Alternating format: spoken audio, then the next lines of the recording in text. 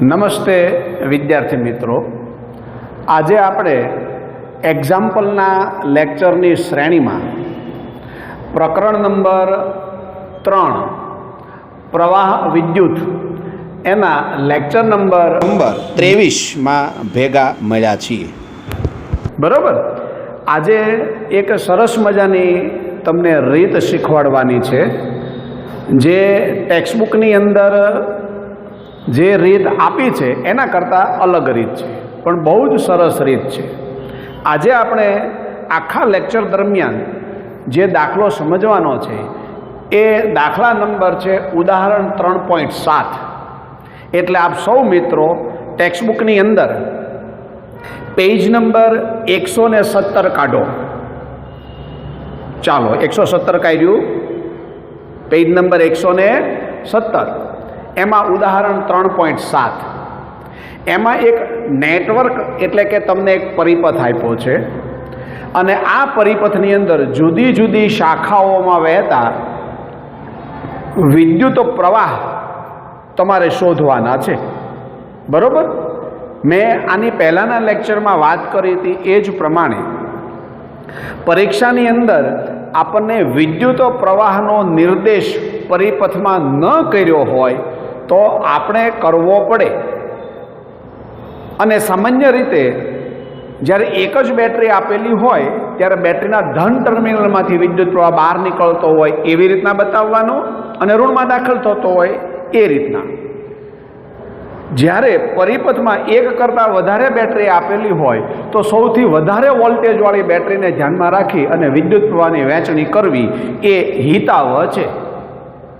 આવી નાની નાની બાબતો ધ્યાનમાં રાખી અને આપણે આ જે દાખલો છે એ સમજીએ.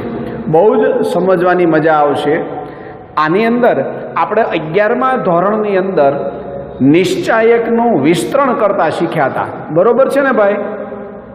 બે સદિશનો સદિશ ગુણાકાર જ્યારે આપણે 11th અંદર સમજતા હતા ત્યારે આપણે નિશ્ચાયકનું વિસ્તરણ કરતા શીખ્યા હતા.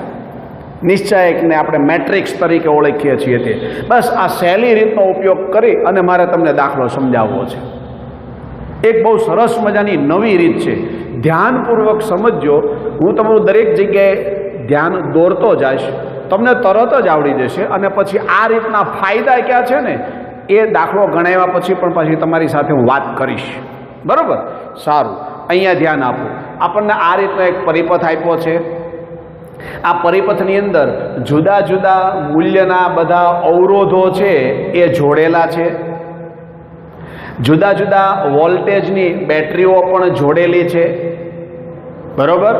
અહીંયા જે બેટરી આપેલી છે એ 10 વોલ્ટની બેટરી છે. કેટલી છે વિદ્યાર્થી મિત્રો?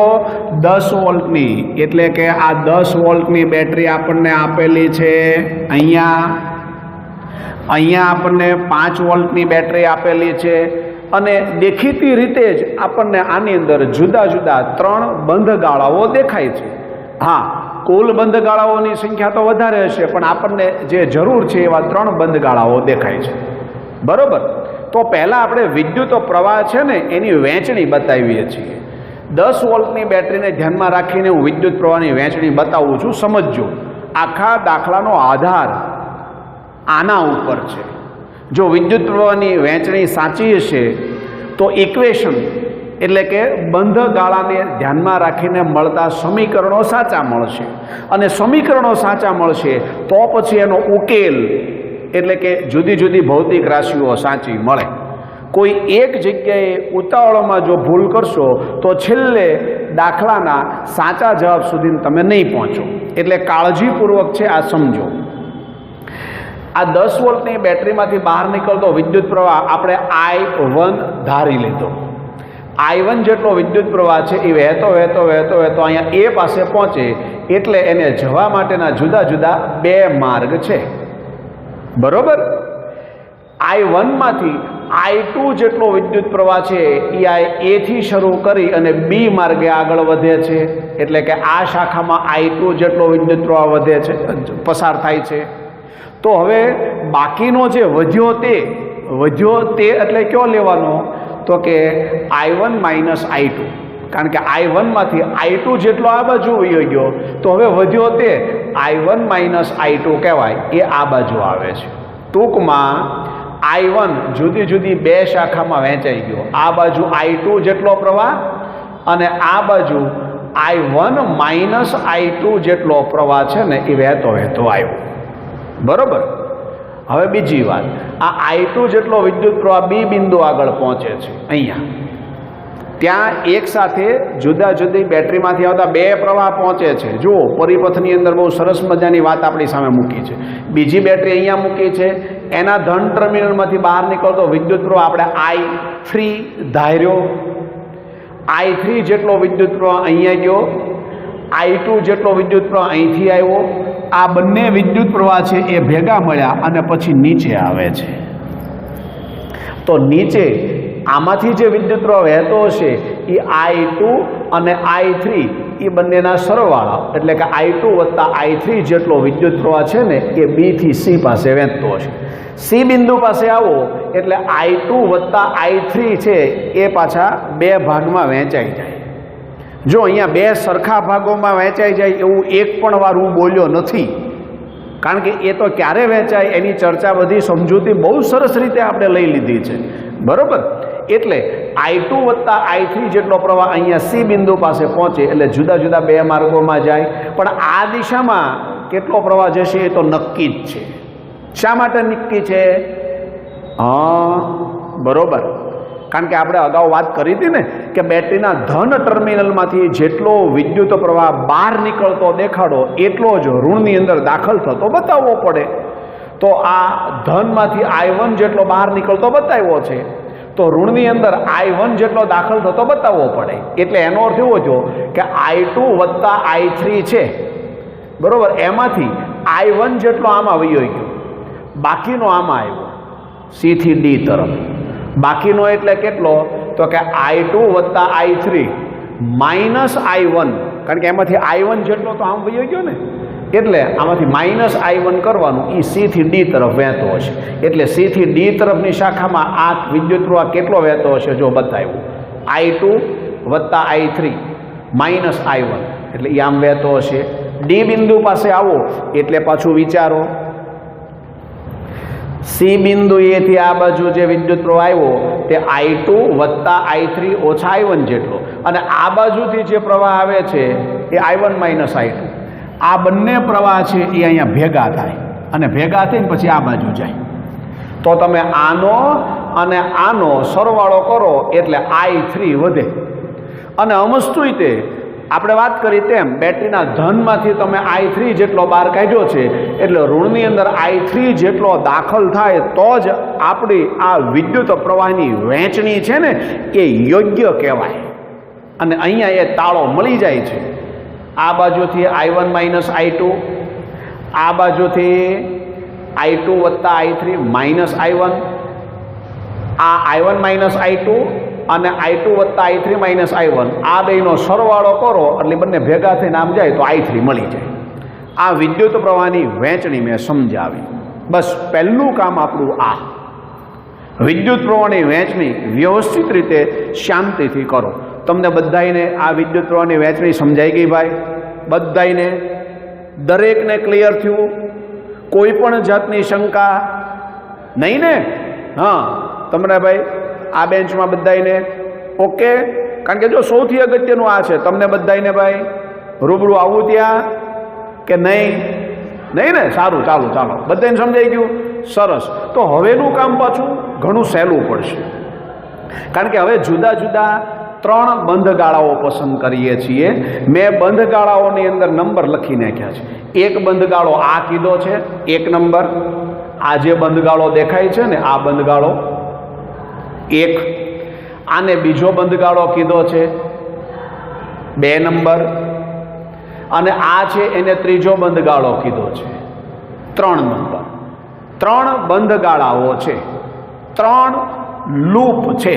આ ત્રણેય લૂપની અંદર આપણે કિર્ચોફનો નિયમ લાગુ પાડવાનો છે, કિર્ચોફ્સ વોલ્ટેજ લો, KVL. હવે કિર્ચોફનો બીજો નિયમ લાગુ પાડતી વખતે કઈ બાબતોનું ધ્યાન રાખવાનું એ તમે જાણો છો? વિદ્યુત પ્રવાહની દિશામાં આપણે ગતિ કરતા હોઈએ અને અવરોધ આવે તો આપણે ઋણ નિશાની મૂકવાની, પરંતુ અવરોધની બદલે બેટરી આવે તો એના ટર્મિનલ ઉપર ધ્યાન કેન્દ્રિત કરવાનું. ધનથી ઋણ હો તો ઋણ નિશાની, ઋણથી ધન હો તો ધન નિશાની. આ બધી જ બાબતોની ખૂબ જ વિગતે ચર્ચા આપણે કરી લીધી છે અને તમને એ આવડે પણ છે હવે. બરોબર?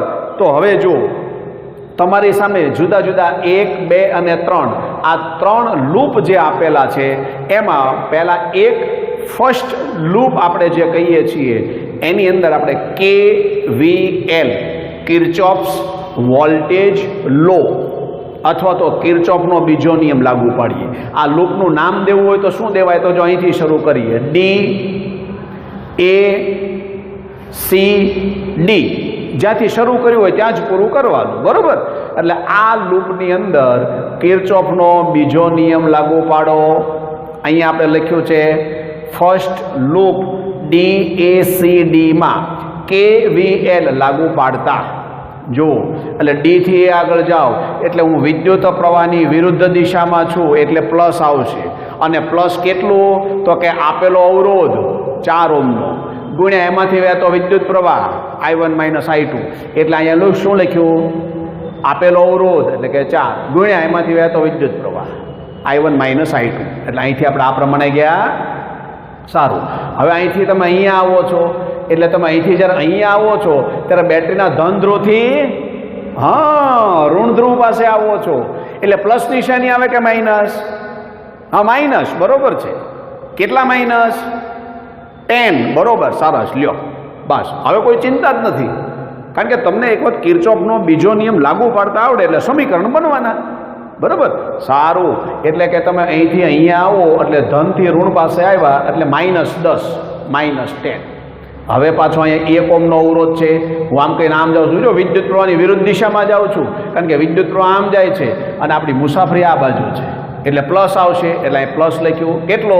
તો કે આપેલો અવરોધ ગુણ્યા એમાંથી વહેતો વિદ્યુત પ્રવાહ. આપેલો અવરોધ 1 ઓહ્મનો છે, એમાંથી વહેતો વિદ્યુત પ્રવાહ I1 છે એટલે I1 ગુણ્યા 1 એટલે I1. એટલે અહીંયા I1 લખ્યું. હવે પાછા C થી D આગળ. તો જો C થી D આગળ આપણે જઈએ તો આપણે વિદ્યુત પ્રવાહની દિશામાં જઈએ છીએ. વિદ્યુત પ્રવાહની દિશામાં હોય એટલે ઋણ નિશાની. ઋણ નિશાની શું? આપેલો અવરોધ કેટલા ઓહ્મનો છે? 2 ઓહ્મ. એમાંથી પસાર થતો વિદ્યુત પ્રવાહ કેટલો છે? બરોબર, એ અહીં લખી નાખ્યું. અને અહીંયા બંધ ગાળો પૂરો થઈ ગયો = 0. એટલે આપણને આવું સમીકરણ મળ્યું. હવે આ સમીકરણનું ભાઈ સાદું રૂપ આપો. બરોબર? એટલે આપણને જે પ્રાપ્ત થાય એને સમીકરણ નંબર 1 આપણે કહીએ. એટલે જો આપણને આવી રીતનું એક સમીકરણ મળ્યું. 7I1 - 6I2 - 2I3 = 10. એટલે -10 અહીંયા હતું એને આ બાજુ લઈ ગયા એટલે માઇનસનું પ્લસ થઈ ગયું અને એને સમીકરણ નંબર 1 કીધું. ચાલો, સમીકરણ 1 બધાને કઈ રીતે આવ્યું એ સમજાણું. તો મારે જે સમજૂતી તમને આપવાની છે, બરોબર, એ મુખ્ય સમજૂતી અહીંયા પૂરી થઈ. હવે તો મારે તમને ખાલી એટલું જ કહેવાનું છે. તો હવે પછીના બાકીના બંને બંધ ગાળાઓ આપ્યા છે, લૂપ નંબર 2 અને લૂપ નંબર 3. એની અંદર આવી રીતના ભ્રમણ કરો. જો આમાં ભ્રમણ કેમ કરવું બતાવ્યું, આમાંય તે બતાવ્યું અને આમાંય બતાવ્યું. એની અંદર કિર્ચોફનો બીજો નિયમ લાગુ પાડી અને સેકન્ડ લૂપ અને થર્ડ લૂપ માટે તમે ફરીથી નવા 2 સમીકરણ મેળવો. ચાલો, નોટ પેન ખોલો. સેકન્ડ લૂપ એની અંદર કિર્ચોફનો બીજો નિયમ લાગુ પાડો અને સમીકરણ મેળવો. પછી લૂપ નંબર 3. બરોબર, આ લૂપ નંબર 3 છે એની અંદર રીતે કિર્ચોફનો બીજો નિયમ KVL લાગુ પાડો અને સમીકરણ મેળવો. બરોબર? ચાલો, હા, ચાલો, બીજા લૂપની અંદર સમીકરણ શું મળ્યું? હા, બરોબર, સરસ. ચાલો, જો એને સમીકરણ મળી ગયું. આપણે અહીંયા લખ્યું છે સેકન્ડ લૂપ CABC માં CABC માં કિર્ચોફનો બીજો નિયમ KVL લાગુ પાડતા સાદુરૂપ આપો એટલે સમીકરણ આવું મળે, I1 વત્તા 6I2 plus 2I3 is equal to 10. બરોબર, સારું. હવે ત્રીજા લૂપની અંદર બરોબર, સાચું. જો બે સમીકરણ સાચા મળ્યા. થર્ડ લૂપ ક્યુ આપણે બનાવ્યું છે DCBED. આ જે બંધ ગાળો આપ્યો છે એની અંદર કિર્ચોફનો બીજો નિયમ લાગુ પાડો તો આપણને જે સમીકરણ મળે છે એ સમીકરણ -2I1 plus 4I2 plus 4I3 is equal to 5. આને સમીકરણ નંબર 3 કીધા. સમીકરણ 1, સમીકરણ 2 અને સમીકરણ 3 આ આપણને ત્રણેય મળી ગયા. હવે નવી રીત શરૂ થાય છે જે ટેક્સ્ટબુકમાં અને સામાન્ય રીતે બધા સોલ્વ કરતા હોય એના કરતાં તદ્દન જુદી રીત છે. આ બધા વિદ્યાર્થીઓને સમજવાની મજા આવશે અને આ દાખલો નવી રીતે અને સહેલી રીતે ગણાવવાનો પ્રયત્ન કરનારા જાગૃત વ્યક્તિઓ જે છે ફિઝિક્સ સાથે સંકળાયેલા એને પણ આ રીત બહુ પસંદ આવશે. માટે તમે બધાએ વ્યવસ્થિત રીતે તમે જુઓ, ખરેખર આનંદ આવશે. અને આ રીતવાળો દાખલો આ વખતે માર્ચ 2020માં પૂછાણો હતો અને અમારો અનુભવ કહે છે કે જ્યારે પેપર તપાસાતા હતા ત્યારે મોટાભાગના વિદ્યાર્થીઓ આ દાખલાની અંદર સમીકરણ મેળવ્યા પછી એને સોલ્વ કરવાના હોય ને, ઉકેલવાના હોય ને, એ ઉકેલમાં થાપ ખાઈ જતા હતા. એટલે જુદી જુદી શાખામાં વહેતા વિદ્યુત પ્રવાહની અંદર એનો દાખલો બહુ જ લાંબો થઈ જતો હતો.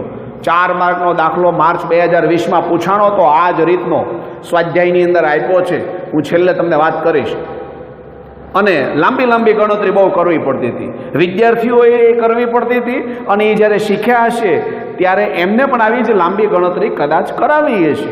એટલે આ અનુભવને કારણે મને એવું થયું કે ચાલો આવી સરળ રીત છે, બરાબર, બધાયની સામે આપણે આ મૂકીએ, બધાય શીખે, બધાયને નવું જાણવા મળે અને એક એવી સરળ રીત તમારી સામે મૂકું કે આવા કેટલાય દાખલાઓ ગણવાનો તમારો કોન્ફિડન્સ વધી જશે અને એક નવી રીત મળ્યાનો સૌને આનંદ થાય. બરોબર, સારું. જો રીત કઈ છે સમજજો મિત્રો, બહુ સરસ મજાની છે. એક વખત તમે એ ગણશો પછી તમે આ જ રીતે કરશો. આમાં સમીકરણોના ઉકેલ મેળવવામાંથી તમારો છુટકારો થઈ જાય. જો કઈ રીતે તમારે શું કરવાનું છે એ કહું. જો અહીંયા મેં લખ્યું છે, બધા જરૂર શીખો એક ખૂબ જ સરળ રીત કે જેમાં ક્રેમરના નિયમનો ઉપયોગ થાય છે, એટલે કે નિશ્ચાયકનો. આમાં જુદા જુદા 3 નિશ્ચાયક તમારે બનાવીને મૂકવાના છે. એમાંનો પહેલો જે નિશ્ચાયક આપણે લખીએ છીએ એ કોઓફિશિયન્ટ મેટ્રિક્સ તરીકે ઓળખાય, એટલે કે સહગુણકોનો નિશ્ચાયક. પછી અનનોન મેટ્રિક્સ, એટલે કે જે અજ્ઞાત ભૌતિક રાશિઓ તમારે શોધવાની છે. અહીંયા અજ્ઞાત ભૌતિક રાશિઓ એટલે કોણ? વિદ્યુત પ્રવાહ I1 I2 I3, બરાબર ને? એટલે બીજો જે મેટ્રિક્સ છે તે અનનોન મેટ્રિક્સના નામથી ઓળખાય અને ત્રીજો જે મેટ્રિક્સ છે એને કોન્સ્ટન્ટ મેટ્રિક્સ કહેવાય. એટલે તમે જે 3 સમીકરણ મેળવ્યા એ ત્રણેય સમીકરણને ધ્યાનપૂર્વક જુઓ. હવે જો નવી રીતે સમજાવું છું, બહુ મજા આવશે, શીખ્યાનો આનંદય થશે અને નવું જાણવાય મળશે. બરોબર, પહેલું સમીકરણ છે એમાં I1 I2 અને I3ના સહગુણક ક્યાં છે? તો કે I1 છે એનો સહગુણક 7, I2 છે એનો -6 અને I3 છે એનો -2. 7 -6 -2 એ અનુક્રમે I1 I2 અને I3ના સહગુણક છે. બરોબર કે નહીં? સારું. તો આ જે પહેલા જે આ સહગુણકો છે એ મેં અહીંયા લખી નાખ્યા. જો 7 અહીંયા જે હતું એ -6 અહીંયા લખી નાખ્યું, I3નો સહગુણક -2 અહીંયા લખી નાખ્યું. ટૂંકમાં આ જે પહેલું જે સમીકરણ આપણને મળ્યું એમાં આઈના સહગુણક છે એ પ્રથમ કોલમમાં લખી નાખ્યા, સોરી પ્રથમ રો છે રો એમાં લખી નાખ્યા. હવે બીજા સમીકરણને ધ્યાનમાં રાખીને નિશ્ચાયકની બીજી રો તૈયાર કરો. ત્રીજા સમીકરણને ધ્યાનમાં રાખીને નિશ્ચાયકની ત્રીજી રો તૈયાર કરો. દાખલા તરીકે સમીકરણ નંબર 2 અહીંયા છે. I1 છે એનો સહગુણક કેટલો? અહીંયા 1, 1 લખ્યું છે. હા. I2 નો સહગુણક કેટલો? 6, 6 લખ્યું છે. હા. I3 નો સહગુણક કેટલો? 2, અહીંયા 2 લખ્યું છે. બરોબર. એવી રીતે I3 માટે ત્રીજા સમીકરણ માટે તમે જુઓ, I1 નો સહગુણક -2, અહીંયા -2 લખ્યું છે. I2 નો સહગુણક 4, 4 લખ્યું છે. I3 નો સહગુણક 4, 4 લખ્યું છે. ટૂંકમાં આવી રીતના એક ત્રિહાર નિશ્ચાયક આપણે તૈયાર કર્યો. સમીકરણ નંબર 1, 2 અને 3 I1, I2 અને I3 ના સહગુણકોને ધ્યાનમાં રાખી અને આ એક નિશ્ચાયક તૈયાર કર્યો. માટે આને કોઓફિશિયન્ટ મેટ્રિક્સ કહેવાય. સહગુણકોથી બનેલો એક નિશ્ચાયક. હવે એ કોની સાથે સંકળાયેલા હતા? I1, I2, I3 સાથે. માટે અહીંયા આપણે અનનોન મેટ્રિક્સ એટલે કે અજ્ઞાત ભૌતિક રાશિઓ, બરોબર, કે જેના સહગુણકો આપણે અહીં લખ્યા છે એ ભૌતિક રાશિઓ લખવાની. I1, I2, I3. જો બે જ સમીકરણ હોય તો દ્વિહાર નિશ્ચાયક બને, પણ બે સમીકરણની અંદર આ રીતનો ઉપયોગ ન કરો તો કાંઈ બહુ વાંધો નથી આવતો. એ સરળ પડે બે સમીકરણ ઉકેલવા. તો 3 સમીકરણ હોય ને ત્યારે આ જ રીતનો ઉપયોગ તમે બધાય કરજો. આ મારી અંગત સલાહ છે, તમને મજા આવશે. એકાદી વખત થોડુંક તમને એવું લાગશે કે થોડીક રીત અમને લાંબી પડે, નહીં, સહેજે નહીં. હમણાં હું તમને કહું છું, સાંભળો. ચાલો, પછી ઇઝ ઇક્વલ ટુ, એટલે આ તમે સહગુણકો વાળી બધી વાત લખી નાખી. ઇઝ ઇક્વલ ટુ, આ બધા અચળ પદ આવે.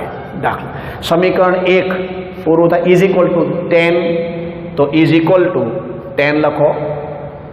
સમીકરણ 2 ઇઝ ઇક્વલ ટુ 10 છે, તો અહીંયા ઇઝ ઇક્વલ ટુ 10 લખો. સમીકરણ 3 ઇઝ ઇક્વલ ટુ 5 છે, તો અહીંયા ઇક્વલ ટુ 5 લખો. એટલે લખી નાખ્યું. ચાલો, આટલું સમજાઈ ગયું બધાને કમ્પ્લીટલી. હવે ધ્યાન આપો, આ સરળ છે. હવે હું જે તમને સમજાવું છું ને એ મગજમાં ગોઠવું.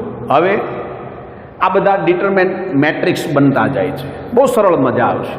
હવે સૌ પ્રથમ તમારે કોઓફિશિયન્ટ મેટ્રિક્સનું વિસ્તરણ કરી નાખવાનું. કોઓફિશિયન્ટ મેટ્રિક્સ એટલે કે આ પેનો, આનું વિસ્તરણ કરી નાખો. પહેલાં આ નિશ્ચયકનું વિસ્તરણ કરી નાખો, કારણ કે એનું જુદી જુદી 3 જગ્યાએ તમારે એનો ઉપયોગ કરવાનો છે. એટલે એકવાર પહેલાં વિસ્તરણ કરી નાખીએ ને આપણે, એટલે વારંવાર એનું વિસ્તરણ કરવું જ ન પડે. એટલે જો આ જે નિશ્ચાયક બન્યો છે તમારી સામે, એ નિશ્ચાયકનું વિસ્તરણ કરવાનું છે. 7 આ રો અને આ કોલમ, હવે કેન નોટ ટચ ધીમ, આપણે એને અડી શકીએ નહીં, એનો ઉપયોગ કરી શકીએ નહીં. માટે આટલું જ આવે. તમે જાણો છો આનો નાનો ગુણાકાર 24 ઓછા આનો નાનો ગુણાકાર 8, એટલે કે 7 × 24 - 8, બરોબર. એવી રીતે -6 માઇનસ માઇનસ પ્લસ થઈ ગયા છે અહીંયા, બરોબર. એટલે આપણે આ અને આને ટચ ન કરીએ, આ અને આ આવે 4 માઇનસ માઇનસ પ્લસ 4. હવે આ તો તમને આવડે છે ભાઈ, નિશ્ચાયકનું વિસ્તરણ. આ નિશ્ચાયકનું વિસ્તરણ તમે કરી નાખ્યો. પહેલાં ક્યાં નિશ્ચાયકનું વિસ્તરણ કરી નાખવાનું? સહગુણકોનો બનેલો જે નિશ્ચાયક છે એનું વિસ્તરણ કરી અને એનું મૂલ્ય મેળવી લો. અહીંયા આપણે આ નિશ્ચાયક જે બન્યો છે એનું જો વિસ્તરણ કરીએ તો એનું મૂલ્ય આપણને 128 મળે છે. આ મૂલ્યને આપણે ડેલ્ટા વડે રજૂ કરીએ છીએ. શેના વડે? ડેલ્ટા વડે. કારણ કે આ ડેલ્ટા ડિટર્મિનેટ એટલે કે છેદની અંદર આવવાનો છે, બરોબર. એટલે એને ડેલ્ટા વડે આપણે રજૂ કરી દીધું અને એ આપણને મળ્યું 128. બસ આ ગણતરી તમારે એક જ વાર કરવાની. આખો દાખલો ગણો ને ત્યારે એક જ વાર એ નિશ્ચાયકનું વિસ્તરણ કરવાનું. હવે આપણે I1, I2 અને I3 શોધવાનું છે. તો પહેલાં હું તમને I1 છે ને એ કેમ શોધાય એ સમજાવું છું. આ ખાસ સમજો, ધ્યાન આપો. I1 શોધતા I1 બરોબર Δ1 અપોન ડેલ્ટા. હવે Δ1 કેમ મેળવવાનું એ ધ્યાન આપો બધાય. આ ડેલ્ટા છે ને એ 128 એ તો તમને અહીંયા મળી જ ગયું છે. કોએફિશિયન્ટ મેટ્રિક્સનું વિસ્તરણ મળી જ ગયું છે, જેને આપણે ડેલ્ટા કીધું છે. એ એક જ વાર મેળવવાનું, બરોબર. I1 મેળવવું હોય તો સૂત્ર લખવાનું Δ1 અપોન ડેલ્ટા. I2 મેળવવું હોય તો સૂત્ર લખવાનું Δ2 અપોન ડેલ્ટા. I3 મેળવવાનું હોય તો સૂત્ર લખવાનું Δ3 અપોન ડેલ્ટા. એટલે અપોન ડેલ્ટા તો એમનામ રહેવાનું 128. Δ1 Δ2 Δ3 બદલાય. હવે Δ1 કઈ રીતે લખવાનું આ એક તમે સમજી લ્યો એટલે તમારું કામ ફર્સ્ટ ક્લાસ પૂરું થઈ જાય. એક નવી રીત તમારી સામે.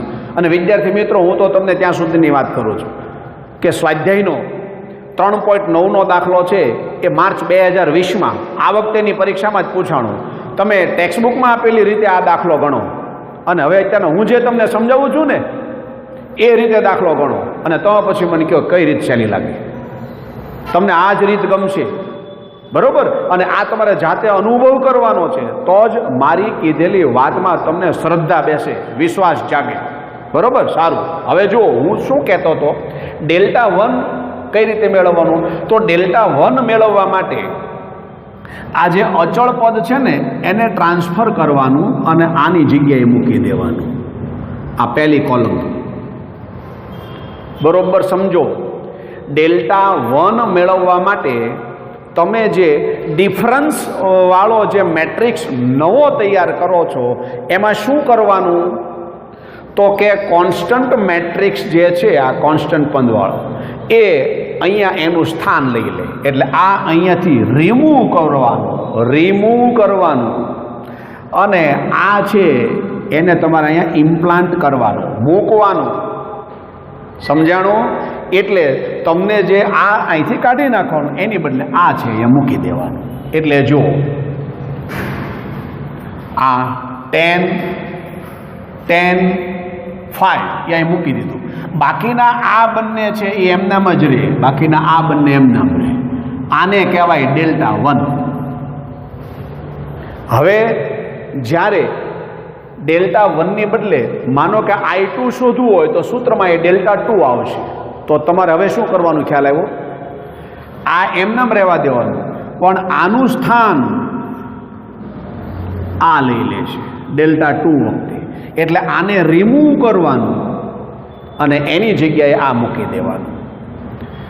Δ3 શોધવું હોય તો હા, હવે ક્લિયર થઈ ગયું. આ જે છે એને રિમૂવ કરવાનું, એની જગ્યાએ આને મૂકી દેવાનું. તો આપણે Δ1ની વાત કરીએ છીએ એટલે પહેલો આ જે સ્તંભ છે એ આપણે અહીંથી રિમૂવ કરી નાખ્યો અને આ હતો એ મૂકી દીધો. એટલે આ નવો નિશ્ચાયક બન્યો. બસ આ નિશ્ચાયકનું વિસ્તરણ કરી નાખો એટલે આપણને આવી રીતના મળે. જો અંશમાં આ નિશ્ચાયકનું વિસ્તરણ કર્યું છે, છેદમાં Δ128 છે એ તો ખબર જ છે. સાદું રૂપ આપો એટલે તમને 2/5 એમ્પિયર મળ્યું. કેટલું સહેલું.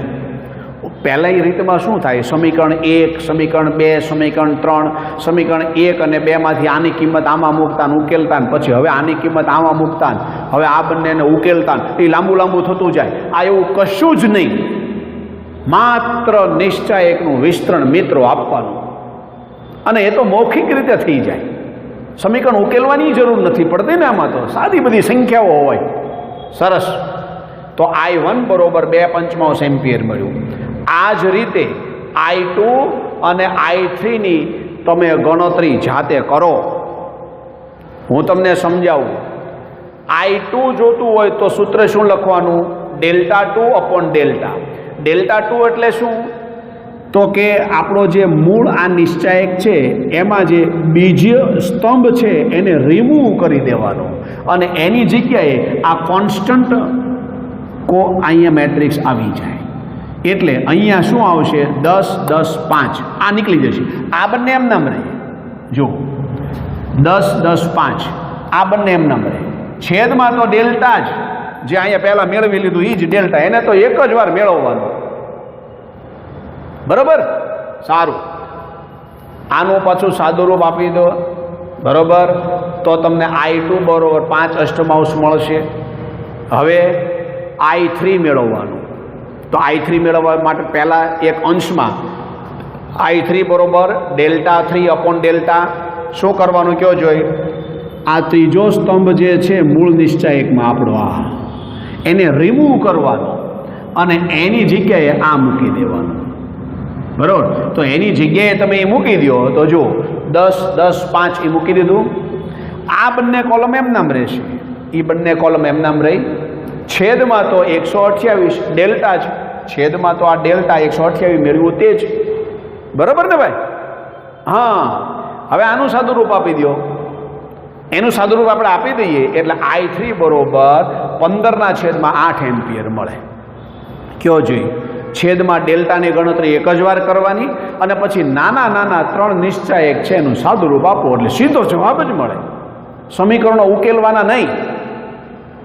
આ જ રીતે માર્ચ 2020માં પૂછાયેલો દાખલો તમે આ રીતથી ગણો અને પછી તમે મને કહો કઈ રીત સહેલી પડી. બહુ રીત સહેલી છે, એક નવી રીત છે સાહેબ. અલગ અલગ બધા થિયરમ આવતા હોય ને, થેવેનિન થિયરમ આવે છે, સુપર ઇમ્પોઝિશન થિયરમ આવે છે, બરાબર. અલગ અલગ બધા થિયરમો છે. ઇલેક્ટ્રિસિટીની દુનિયાની અંદર આવા બધા કોયડા ઉકેલવામાં બહુ કામ લાગે છે. આપણે 12મા ધોરણના લેવલે બહુ જ સરળ રીતે તમારી સામે આ એક નવી રીત મેં રજૂ કરી છે. કેમ લાગી? પણ એકવાર તમે જાતે ગણો ને તો હું જે ખરેખર કહેવા માગું છું ને એનો તમને આઈડિયા આવશે. તમારા માટે નવું માત્ર આ જ છે કે I1 બરોબર ડેલ્ટા 1 અપોન ડેલ્ટા. એમાં ડેલ્ટા 1નો અર્થ શું? I1 શોધતા હો તો પહેલો સ્તંભ રિમૂવ થાય અને કોન્સ્ટન્ટ સ્તંભ આવી જાય. ડેલ્ટા 2 વખતે બીજો સ્તંભ રિમૂવ થાય અને કોન્સ્ટન્ટ પદવાળો મેટ્રિક્સ આવી જાય. ડેલ્ટા 3 વખતે ત્રીજો સ્તંભ રિમૂવ થાય અને ત્યાં કોન્સ્ટન્ટ મેટ્રિક્સ આવી જાય. બસ વિસ્તરણ કરશો ને એટલે તમને ખ્યાલ આવશે કે વિસ્તરણના પદ તમે જાણતા જશો. એ સ્વ અનુભવની વાત છે, એ કરો પછી જ ખ્યાલ આવે. સરસ, મેં એક નવી રીત તમને સૌને શીખવી છે. આ રીત તમને કેમ લાગી એ તમે અનુભવો અને પછી આવી રીતના બીજા 2 દાખલા તમે ગણી શકશો. એક 3.8 ઉદાહરણનો દાખલો આ જ રીતે તમે ગણી શકશો અને સ્વાધ્યાયનો 3.9 પેજ નંબર 128 કાઢો. હા, 128 બરોબર. હા, એમાં જો 9મો દાખલો આપ્યો છે વિસ્ટર્ન બ્રિજના પરિપથવાળો. બરોબર ને? તો આ દાખલો આ રીતે ગણો, તમને તરત જ જવાબ મળશે. બરોબર, I1, I2, I3 મળી જાય એટલે બધી શાખામાં વહેતો પ્રવાહ તમને મળી ગયો. ખૂબ જ સરસ. બરોબર, આજ એક નવી રીત શીખ્યાનો તમને પણ આનંદ થયો અને મેં પણ તમને એક નવી રીત શીખવાડી એટલે મને પણ થોડુંક એવું થયું કે આપણે કંઈક નવું આપવામાં સફળ થયા જે વિદ્યાર્થીઓને લાભ કરતા છે. ફિઝિક્સ સાથે સંકળાયેલા બધા વ્યક્તિઓને પણ એક નવી રીત કદાચ જાણવા મળી છે. બરાબર, તો એ પણ આનાથી થોડાક ખુશ થયા હશે. આજે આપણે લેક્ચર નંબર 22 છે એ પૂરું કરીએ છીએ. આવી નવી અને સહેલી રીતો હું તમને આપતો જઈશ જે તમને ગુજકેટ, JEE અને નીટના સંદર્ભની અંદર ખૂબ કામ લાગશે. ગુજરાત બોર્ડની તૈયારી તો સાથે થતી જ જાય છે. બરાબર, અને ખૂબ જ વ્યવસ્થિત રીતે આપણું કામ આગળ વધી રહ્યું છે. જ્યાં જ્યાં મને એવું લાગશે કે આવી નવી નવી બાબતો તમારી સામે હું પીરસતો જઈશ અને તમને ફિઝિક્સનો આનંદ કરાવતો જઈશ. અને એક ફિઝિક્સ જે એક છાપ એવી છે કે ભાઈ બધાને ન ફાવે એમાંથી તમને બહાર લાવી અને ફિઝિક્સ તો બહુ બધાને આવડે અને સ્કોરિંગ સબ્જેક્ટ છે એવું સાબિત કરે રહેવાનું છે. અને જ્યારે માર્કશીટમાં માર્ક આવે ત્યારે હાઈએસ્ટ માર્ક ફિઝિક્સમાં હશે એવો મારો પ્રયત્ન હશે. નમસ્કાર, જય હિન્દ, જય ભારત. હવે આપણે આના પછીના લેક્ચરમાં સૌ પાછા મળીશું. બરાબર, ત્યાં સુધીનું હોમવર્ક કરો અને મેં જે કીધું છે એ દાખલા આ રીતથી ગણો. ઓકે, સરસ, ચાલો, થેન્ક યુ.